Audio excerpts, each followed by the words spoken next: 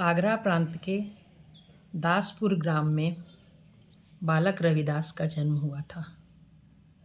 घर में माता नहीं थी, उनका देहांत हो चुका था।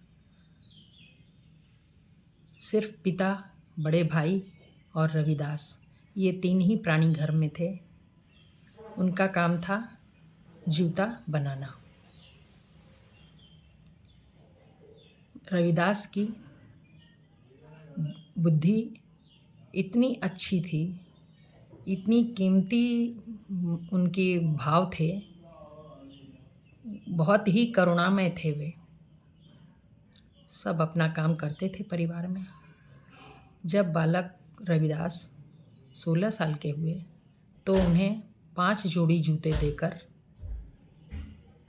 भेजा बाजार में 2-2 रुपये का बेचने के लिए। लौटकर शाम को उन्होंने पिता के हाथ में 8 रुपये रख दिए। पिता ने प्रश्नवाचक दृष्टि से देखा रविदास की ओर। रविदास ने बताया कि एक लकड़हारे को पैर में कांटा गड़ गया था, वह कांटा निकाल रहा था, तो इनको दया आ गई, तो उन्होंने एक जोड़ी जूता उस लकड़हारे को दे दिया।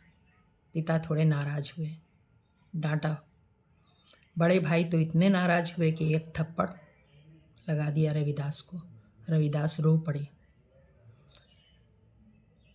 पड़े लकड़हारे की तकलीफ़ को याद करके, न कि अपने थप्पड़ की तकलीफ़ को याद करके। समय चल रहा था।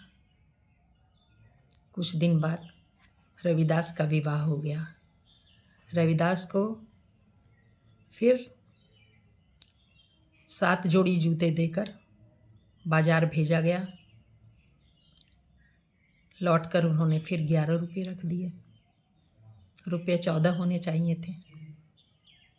पिता और भाई नाराज़ होकर रविदास और उनकी पत्नी को अलग कर दिए। अलग करते समय उसे एक रापी और 6 रुपये दे दिए गए।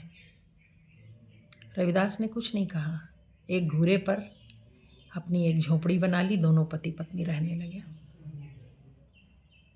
अपना काम करने लगे। फिर वैसे ही हालत वैसी ही रही।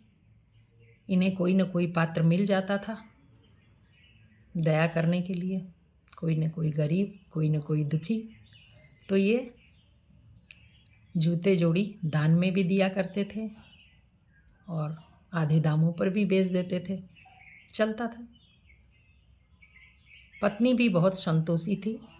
वह ज़्यादा दखलंदाजी नहीं करती थी। जो होता उसी से काम चला लेती। 12 वर्ष बीत गए। एक बार भगवान लक्ष्मी नारायण ने सोचा, ये रविदास तो सच्चा भक्त है।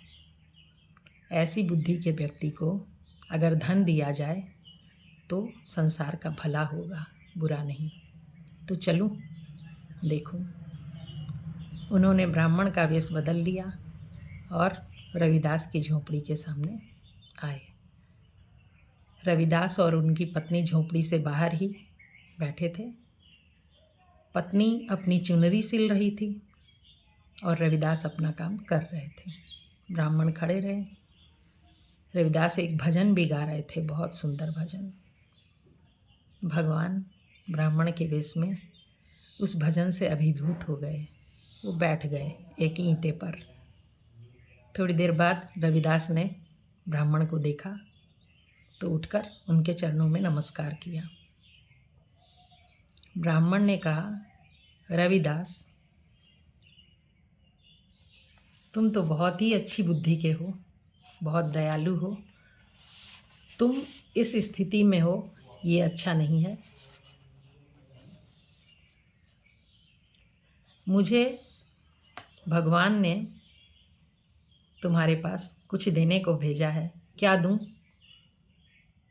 तो रविदास ने कहा, भक्ति दे दीजिए, जिसको पाने के बाद किसी चीज़ की इच्छा नहीं रह जाती। बोले, वो तो तुमने अपनी ही शक्ति से ले रखी है, तुम्हें मैं एक और चीज़ देता हूँ। बोले, ठीक है, जैसी आपकी इच्छा। ब्राह्मण ने एक पत्थर पारस पत्थर निकाला और कहा, विष्णु भगवान ने मेरे द्वारा तुम्हारे पास भेजा है, तुम इसे रखो और रोज़ स्नान करके इसे एक छटाक लोहे में छुआ देना, वह सोने का हो जाएगा। अपने लिए तुम हवेली बना लो और जनता के लिए धर्मशाला बना लो, और किसी को भी गांव में अन्न के लिए तकलीफ़ न हो, सब पर ध्यान देना, और ये काम तुम छोड़ दो। तो रविदास ने कहा कि इस समय मैं अशुद्ध हूँ, आप एक कपड़े में लपेट कर इसको छप्पर में खोस दीजिए, मैं जब नहा लूँगा तब इसको निकाल कर मैं ठाकुर जी के पास रख दूँगा। बोले ठीक है। ब्राह्मण देवता चले गए। ऐसा ही करके धीरे धीरे 12 वर्ष बीत गए। एक बार फिर भगवान लक्ष्मी नारायण ने सोचा, देखूं भक्त रविदास की क्या स्थिति है, उसने क्या किया। चलो फिर ब्राह्मण का वेश धारण किया और रविदास के यहाँ आए। उन्होंने देखा कि जस का तस रविदास वैसे ही घूरे पर झोंपड़ी में है, उसी तरह भजन गाते हुए अपना काम कर रहे हैं, मस्त हैं। रविदास ने देखा, अरे फिर वही ब्राह्मण आ गए, आइए ब्राह्मण महाराज। फिर से नमस्कार किया। तो रविदास, मैंने तुम्हें वो पत्थर दिया था पारस, क्या हुआ? उसको कोई चुरा ले गया या फिर उसने सोना बनाया ही नहीं? महाराज मैं तो उसको भूल गया, आप देखिए जहाँ रखे थे वहाँ से निकालिए। ब्राह्मण देवता ने वहीं से खोसा हुआ पारस पत्थर निकाला। वो तो जस का तस पड़ा था, किसी ने नहीं छुआ था।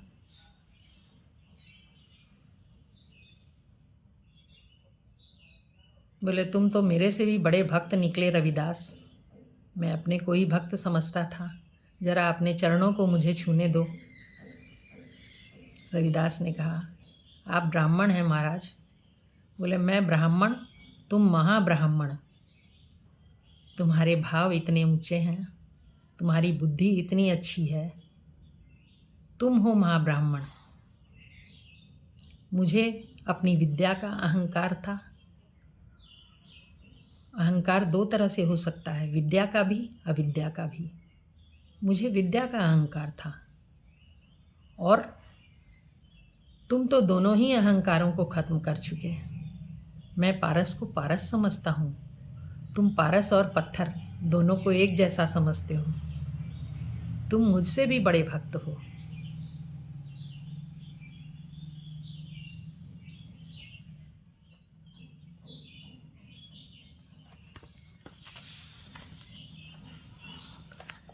भक्त रविदास की भक्ति पर, त्याग की भावना पर, दयालुता के भाव पर भगवान भी नत हो गए।